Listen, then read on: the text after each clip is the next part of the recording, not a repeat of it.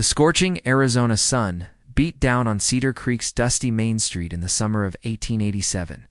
Samuel Morrison, a weathered rancher of 42, had ridden into town with a heavy heart.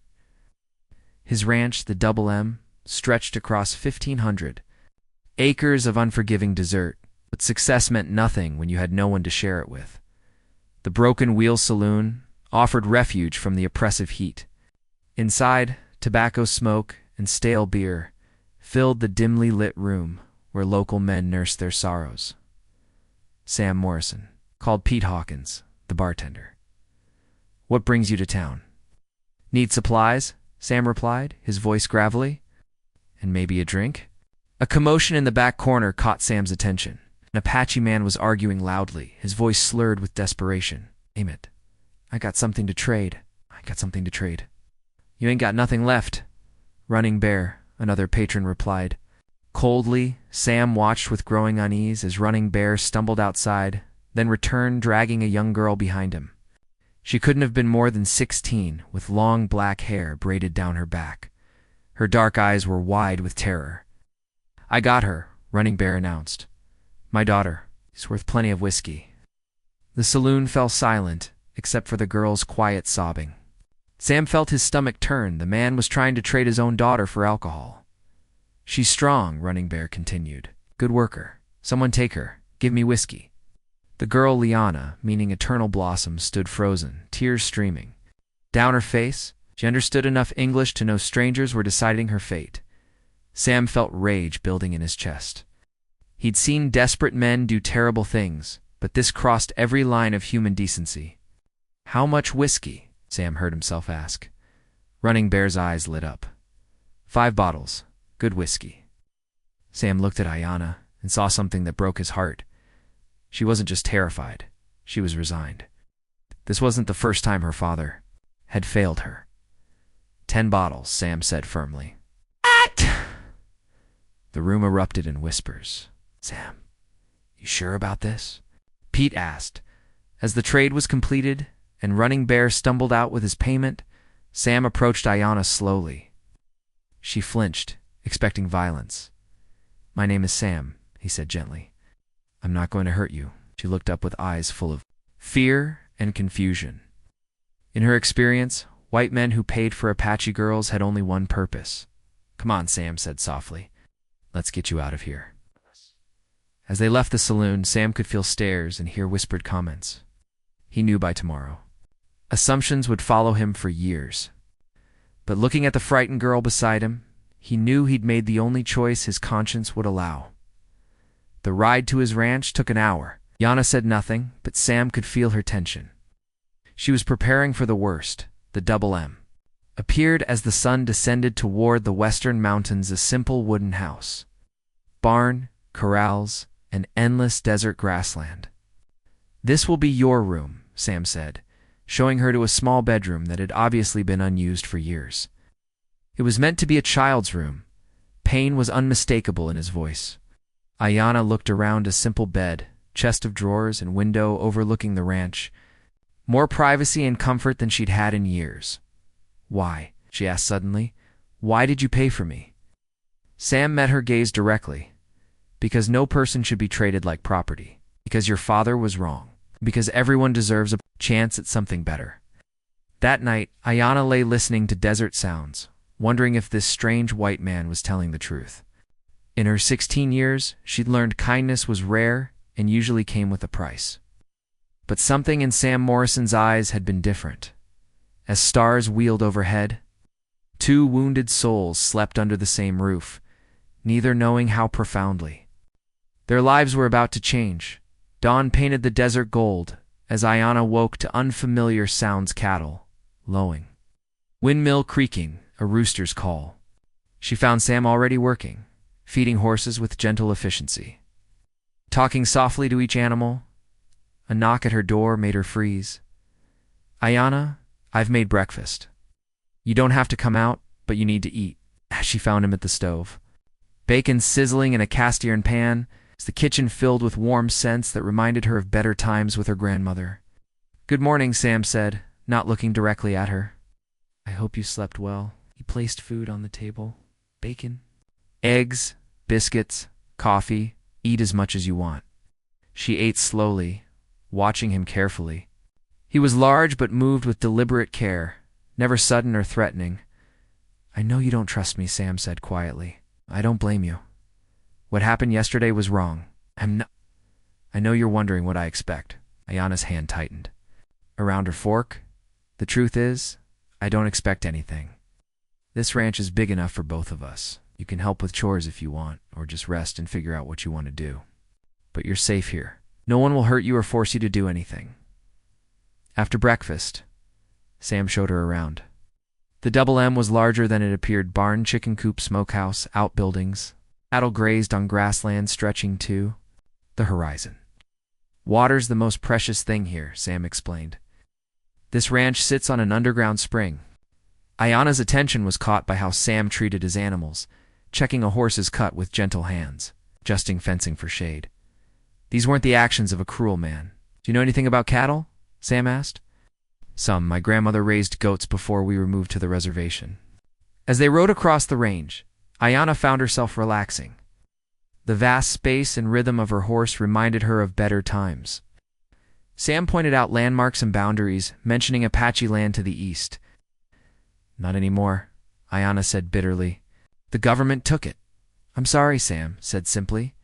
I know it's not enough, but I'm sorry. His words surprised her. Most white men claimed her people deserved whatever happened. Working together that day, Ayana noticed things that contradicted her expectations.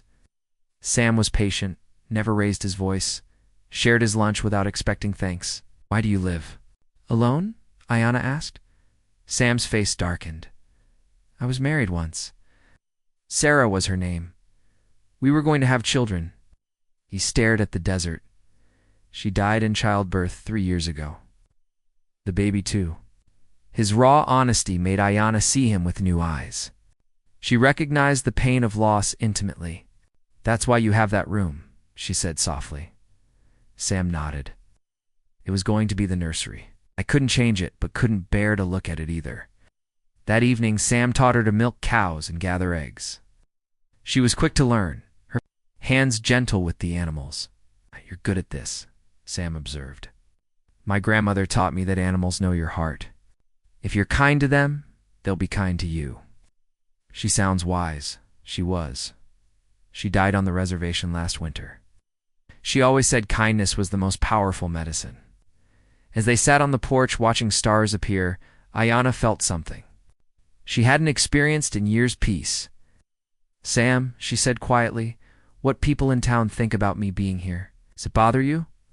Some people will talk. They'll make assumptions. But their opinions don't matter. What matters is that you're safe and know you have choices. And if I choose to leave, then I'll help you get wherever you want to go. For the first time since the saloon, Ayana felt hope. Over the following days, routine developed. She helped with morning chores, worked alongside Sam on ranch tasks. She proved remarkably capable. Her Apache upbringing had taught her resourcefulness. In hard work, more importantly, she began to smile. Small at first when Scout performed tricks, when Sam told stories about early ranching days, these moments of joy were precious and fragile. One evening, repairing fence together, Ayana looked up at Sam. I think I'd like to stay if that's... All right, Sam's hammer paused. Are you sure? You don't have to decide now. I'm sure. It's the first place I felt safe in a long time. The stars came out that night. Both knew something fundamental had shifted. Trust, fragile as desert rain, had begun taking root.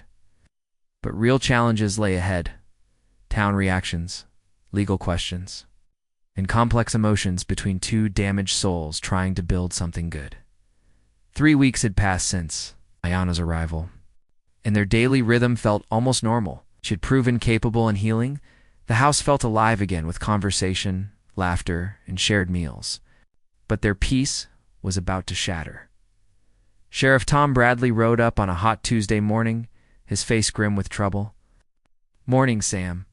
Mind if we talk? Sam had been repairing harnesses with Ayana's help. She looked up nervously in her experience. Law enforcement meant trouble for Apache people. What's on your mind, Tom? People in town are talking about the girl. Some folks are asking questions about what exactly is going on out here. Sam's jaw tightened. What kind of questions? You know what kind? A man buys a young Apache girl from her drunk father, brings her to his isolated ranch, ... People wonder. About your intentions. My intentions are to give her a safe place and a chance at a better life. Nothing more. Bradley nodded. I believe you, Sam, but belief isn't enough when people talk about involving territorial authorities. Ayanna stepped forward, voice steady despite fear. I can speak for myself, Sheriff. Mr. Morrison has been nothing but kind. You've given me a home, treated me with respect, never asked for anything. Miss, are you here of your own free will? And this is the first place I've felt safe since my grandmother died. That's good. But there's another problem. Judge Hartwell is coming next week, and he's heard about this situation. He's talking about having you brought in for questioning, Sam. Something about improper relations with a minor. Sam felt his blood run cold. Judge Hartwell was known for harsh treatment of anyone outside his narrow view of proper society. She's not a minor. She's 18. How do you know that? I'm 19, Ayanna said firmly. Born in spring 1868, Bradley looked skeptical. Can you prove that? Uncomfortable silence stretched. Finally, Bradley sighed. Look, Sam, I don't want you getting into trouble. But if Judge Hartwell decides to make an example, there's not much I can do. After the sheriff left, they sat on the porch, both lost in thought. Maybe I should leave, Ayanna said quietly. I don't want to cause trouble. No, you're not the problem. The problem is people who can't see past prejudices. That evening, neighbor Joe Martinez arrived with 2 other ranchers. Tension in the air despite polite greetings. We heard about your situation with the judge coming, Joe said carefully. What about it? Some of us have been talking. We've seen how hard the girl works, how respectful she is. She helped my Maria with a difficult cow birthing. She's got good hands and heart. The other men nodded. We know you're honorable, Sam, but that judge has ideas about how things should be. What are you suggesting? Marry her, Joe said bluntly. If she's your wife, talk about improper relations goes away. Not ideal, but might be the only way to protect both of you. After they left, awkward silence hung between Sam and Ayanna. Would you consider it? Ayanna asked quietly. Marrying me? Sam looked at her vulnerability. Marriage should be about love, not convenience or legal protection. But it would solve the problem. It would create new ones. You deserve better than marriage of convenience. You deserve someone who loves you properly, and you deserve someone who isn't a burden. You're not a burden. You're the best thing that's happened to me in years. The words hung heavy with unspoken meaning. Both realized that somewhere in 3 weeks, their relationship had evolved beyond gratitude and protection. Something deeper was growing. Something neither had acknowledged the next morning brought more trouble. Townspeople, led by stern Mrs. Henderson, arrived with righteous indignation. Mr. Morrison, we've come to discuss this scandalous situation you've created. What situation, ma'am? Living in sin with this Apache girl? It's an affront to decent Christian values. Ayanna emerged from the house, walking to Sam's side with raised chin. We're not living in sin, Sam said calmly. Miss Ayanna has her own room, and I've treated her with nothing but respect. That's not what people are saying, another woman chimed. They say you bought her for unnatural purposes. I think people are wrong, Ayanna said with absolute conviction. Sam Morrison is the most honorable man I've ever known. He saved me from terrible fate and asked nothing in return. As the group prepared to leave, elderly Mrs. Patterson lingered, approaching Ayanna gently.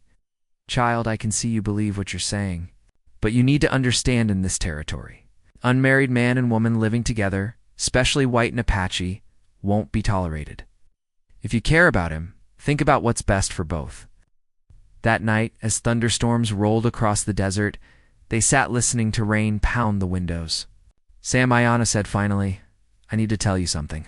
These past weeks living here with you, it's been more than feeling safe. I've been happy, truly happy. Sam looked at her, seeing the woman she'd become no longer the terrified girl. He'd rescued but strong, capable, beautiful in ways beyond physical appearance. I've been happy too, happier than I thought I'd ever be again.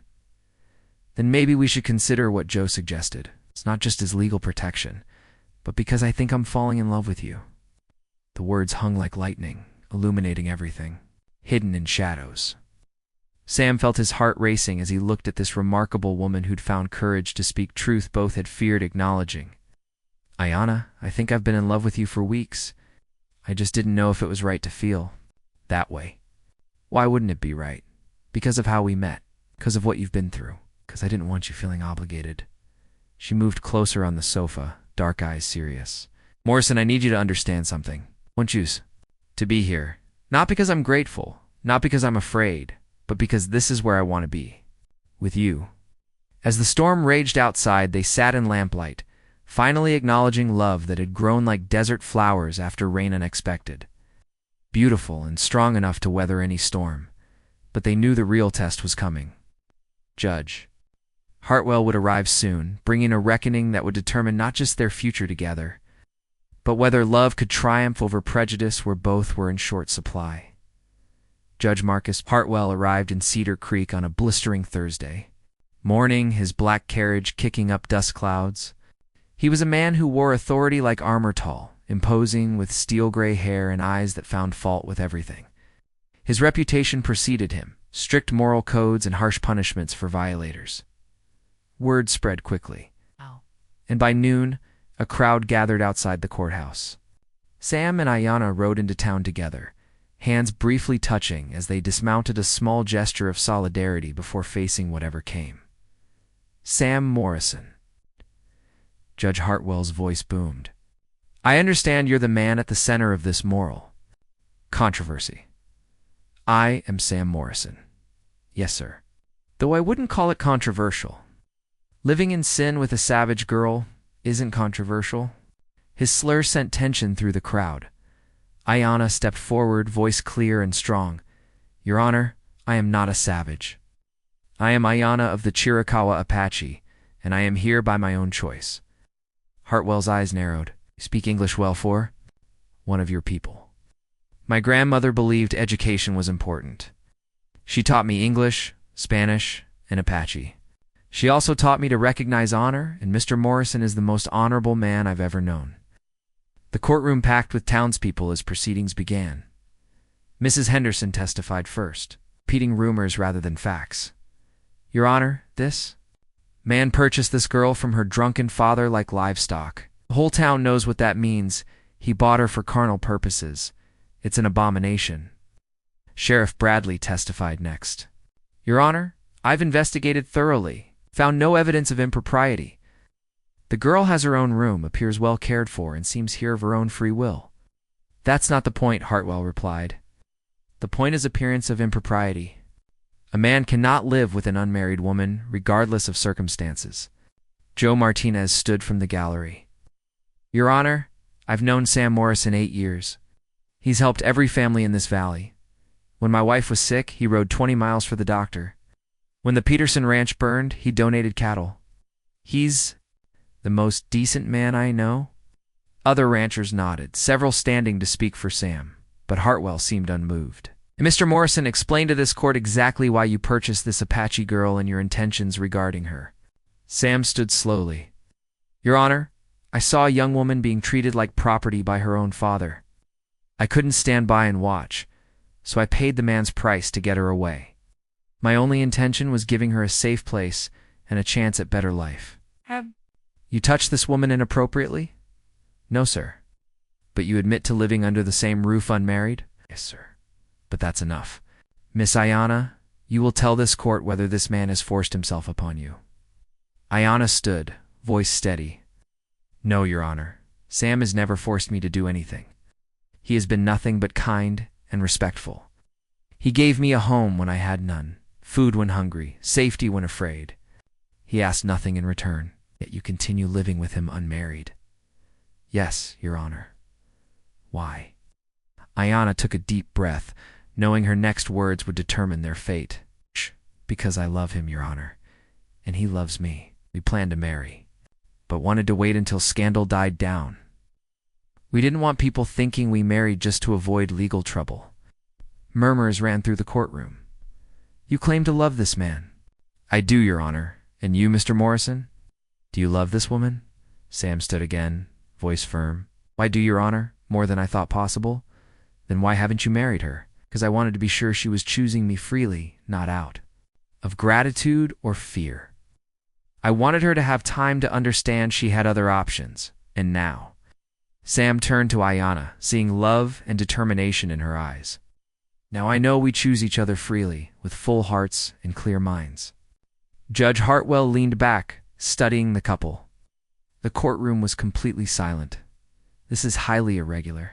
Territorial laws are clear about unmarried cohabitation. However, he paused, looking directly at them. I see before me two people who claim to love each other, who have conducted themselves with apparent propriety, and who have community support. He banged his gavel once. Mr. Morrison, Miss Ayanna, you will be married immediately in this courtroom by me. If you truly love each other as claimed, you will have no objection to making that commitment legal and binding right now. Ayanna looked at each other, realizing this was the moment of truth. Your Honor, Ayanna said, voice unwavering, I would be honored to marry Sam Morrison today or any day. Sam felt his heart swell, and I would be honored to marry Ayanna, the strongest and most beautiful woman I've ever known. Within minutes, an impromptu wedding ceremony was taking place. Mrs. Patterson stood as witness for Ayanna Jo Martinez. For Sam, Judge Hartwell conducted the ceremony with dignity, despite his stern demeanor. By the power vested in me, by the territory of Arizona, I now pronounce you husband and wife. Mr. Morrison, you may kiss your bride. As Sam and Ayanna shared their first kiss, as married couple, the courtroom erupted in applause. Even critics seemed moved by the obvious love between them. Mrs. Patterson approached with tears in her eyes. Welcome to the family, dear. Don't mind those who say otherwise. Love like yours doesn't come along often. Celebration continued in the town square, where the community that had gathered to witness scandal instead found themselves celebrating a wedding. As the sun set, Sam and Ayanna finally returned to the ranch, now truly home for both. Everything looked the same, but felt completely different. They were no longer two lonely souls finding comfort. They were a family.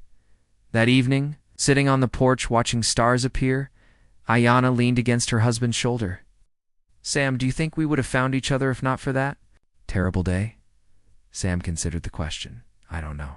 Yeah, but I'm grateful every day that we did, however it happened. Even though it started with something so awful, especially because it started awful, it means good can come from the worst situations, that love can grow in the most unlikely places. Over the following years, Sam and Ayanna built a life that exceeded both their dreams. The ranch prospered under their combined efforts, Ayanna's Apache knowledge complementing Sam's ranching experience. She taught him medicinal plants, weather patterns, and tracking techniques passed down through generations. In return, Sam helped her navigate white society while never asking her to abandon Apache heritage. He learned her language, respected her spiritual practices, and encouraged connections with her people.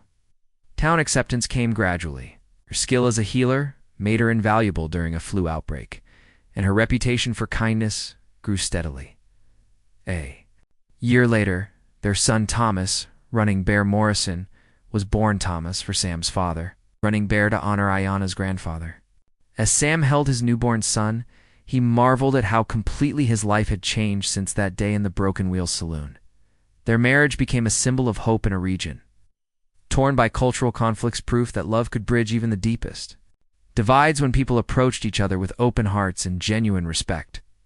On their 10th anniversary, sitting on the same porch where they'd first learned to trust each other, they reflected on their incredible journey. Do you ever wonder what would have happened if you hadn't been in that saloon? Ayanna asked. I think somehow we would have found each other. Some things are just meant to be. Even if it meant going through all that pain first. Especially then, the pain made us appreciate what we found, made us stronger. Their story became legend in Cedar Creek not because it was extraordinary, but because it proved that ordinary people faced with moral choices could choose compassion over indifference, love over fear, and hope over despair. Sam and Ayanna Morrison had shown that sometimes the greatest courage lies in the simple decision to treat another human being with dignity, respect, and love, and in the end, that love had indeed conquered all.